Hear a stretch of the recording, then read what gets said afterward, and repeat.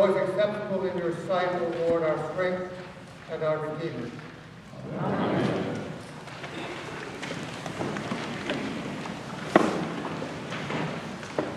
The gospel lesson for this morning. It seems like a peaceful story until you sit back and think about the context in which it occurred.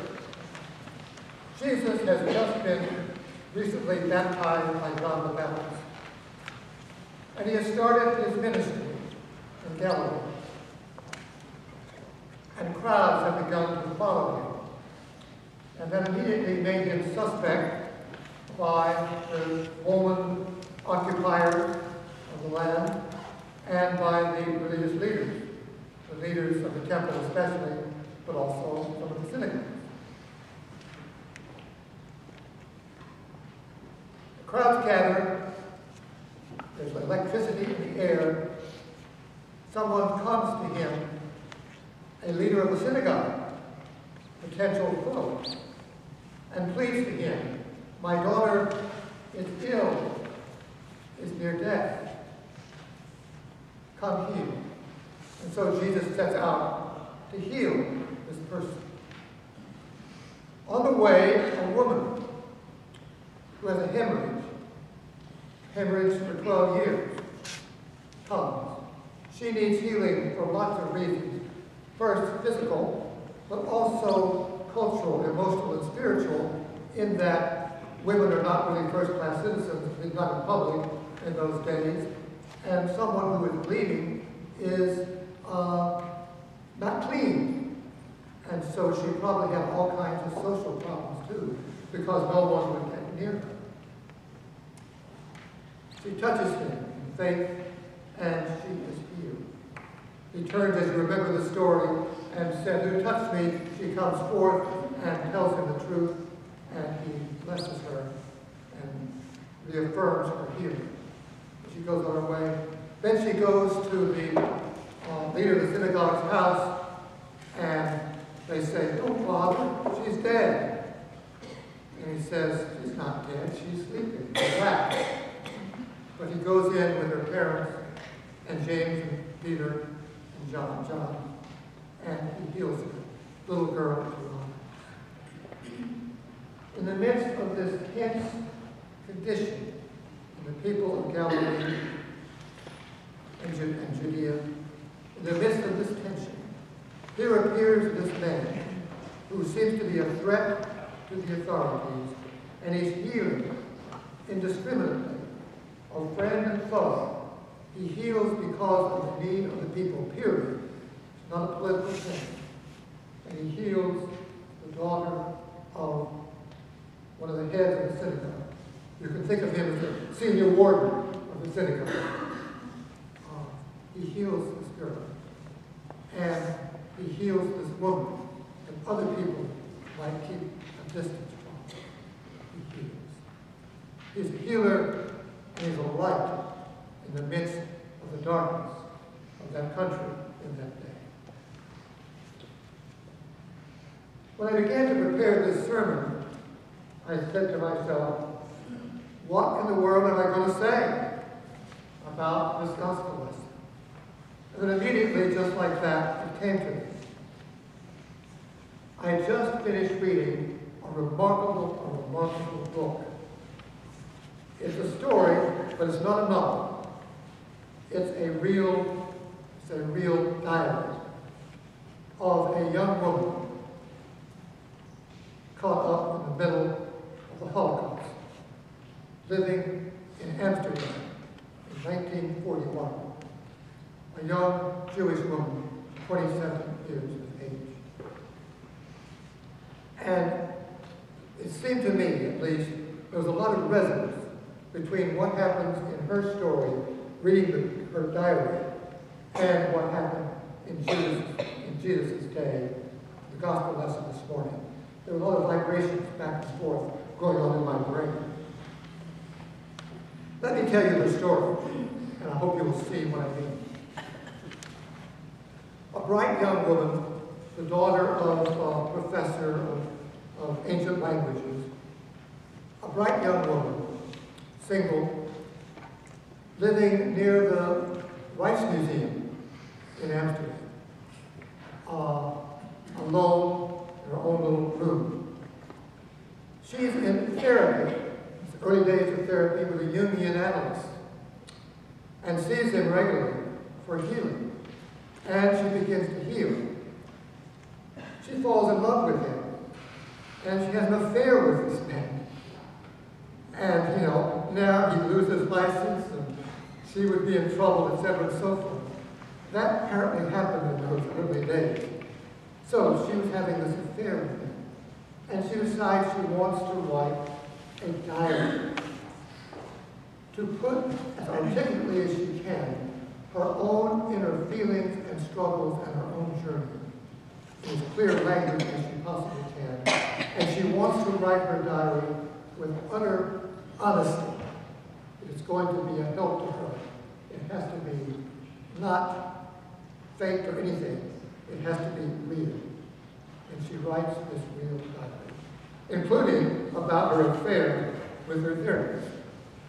She didn't seem to be very ashamed of that affair, but one of her reasons for not writing a diary was the sense of shame.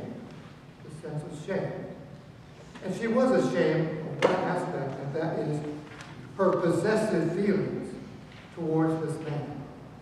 She did not like him. And she began to work on that, and you can see her working on that in her diary. As she began to do that, and to also think so deeply about her feelings, her introspection reached such a depth that it came on that borderline between self-reflection and meditation. And that began to move her into the direction of connection with God at that deepest level in herself. Now, she was not just caught up in self-reflection and navel-gazing and all that kind of stuff. She was working on inner transformation. But she was also aware of her environment, what was going on around her in the Jewish community. She was not a Jew, she was a Jew, but not active in the synagogue, and but she was learned and knew the Bible, including the New Testament, and took a lot of her thinking from the New Testament, even though she was a Jew. She wasn't just aware of her own inner life. She was aware of her surroundings around her, what was happening to the Jewish people. First, they were gathered to a certain section of Amsterdam and not allowed out of that. They were forbidden to go onto certain walking paths and trails. They were reserved for Aryans. Jews were forbidden to shop in stores where Aryans shopped. Bit by bit, some of them disappeared, and they were sent out not to a concentration camp, but to a transit camp called Westerbork. Westerbork. Once you were in Westerbork, then trains would come, and they would take you to one of the concentration camps, including also in eastern Germany and in Poland. So she was aware of all that. She became involved, joined something called the Jewish Council. The Jewish Council was a kind of a mediated group between the occupying Nazis and the Jewish people to try to facilitate things and make things at least as horrible as they were, at least as tolerable as possible for the Jewish people. As a member of the council, she was allowed to go herself personally to Westerbork and to work there, to work help her people, the Jewish, and to serve in a hospital there, to give support and do what help she could be. And then she was allowed to come back to Amsterdam. So a period of that went on for a time. Eventually, she went to Westerbork, and they said, "You cannot leave." And not only was she there, but her mother and her father, her sister, No, her mother, her father, and her brother were there as well. So she had to care of them. She continued her ministry, even though now she was captive in that place. Her deep introspection, meditation, meditation, and her work towards transformation moved her into a rich, real, felt, lived experience connection with God. One of the dilemmas that she faced in Westerbork was this. The game that the inmates played there was to try to use money or influence or connections with the German authorities to get delayed before they were piled into boxcars and shipped off to a concentration camp. The trouble was, if you managed to get yourself delayed, then somebody else, and sometimes more than just one person, was sent in your place. So that was a terrible, horrible dilemma. She resolved it by accepting the inevitability of her death, of her being put to death by the Germans. She accepted it. She accepted that. Again, this is part of her philosophy, to be utterly honest with herself and honest with the situation that was around her. She accepted that. And an interesting thing happened. As she did that, her fear of dying disappeared. And she was free as a full, total, alive, vital human being in the midst of that darkness. And in that state, she ministered to the people there and in the hospital. She even refused to hate the Germans. She had met one German soldier and talked with him and found out that he was suffering too. He was caught up in a system that was producing all of this. She hated the system, but not the people. She did not contaminate her soul with hatred. The transformation had been that deep within her. She not only wrote the diary, it's called A Life Interrupted if you want. Not pleasant reading if you're depressed and upset. Not a good time to read this. But if you want to know somebody that's working at the deepest kind of level for transformation in the worst circumstances, it's food for your soul to think about. It's called A Life Interrupted and Letters from Westerbork. To show what happened to her, I can't really put it adequately into words, so I just wanted to read some of her words out of one of her letters. And I'll read this to you. All I wanted to say is this. The misery here is quite terrible. And yet, late at night, when the day has slunk away into the depths behind me, I often walk with a spring in my steps along the barbed wire. And then, time and again, it soars straight from my heart.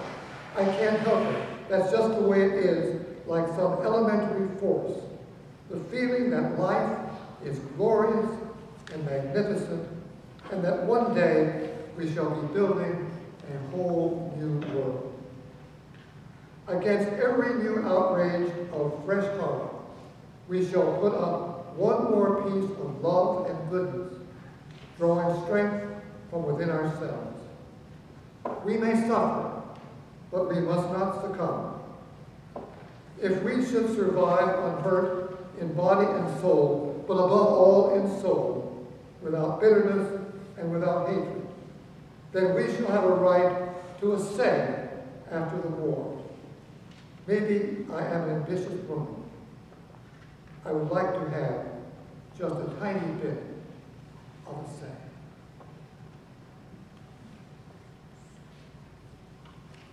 I found a resonance between the gospel story and Eddie's. Her name is Eddie Colson. I found a resonance between those two stories. And I think if we think enough and honestly enough, we will find a resonance in our own lives between those two stories, because it's in our lives too. One way or another, we're not occupied as the Romans occupied the Holy Land, or the German occupied the Netherlands or the rest of Europe. We're not dealing with that kind of thing, but we all have horrors in our lives. Illness, sickness, financial problem, whatever it is, darkness. What the gospel lesson about and what Eddie's about is inner transformation. So that in the midst of all that darkness, something new can be born in us. Something new can be born in us. And we can become, as Eddie did, more aware of who we really are as an individual person. And more in touch with God. Not as a theory, not as an idea, but as something alive and real that helps us even in the face of time. Why we all come to here in church is not to make us do good things in the world. And that's great, it's wonderful, and the church supports that, amen. Deeper level is to help us to go through an inner transformation. And out of being a new and deeper and richer person, then with good deeds flow. Because, as she says, I can't help myself. And we can walk by the barbed wires in our lives with spring and spring.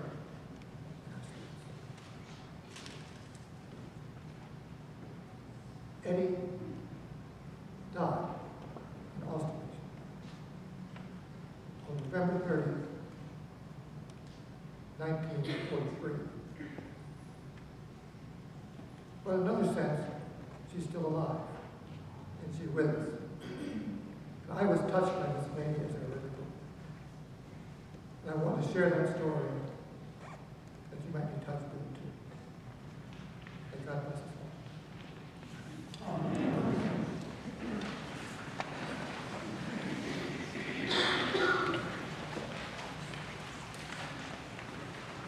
Join us together.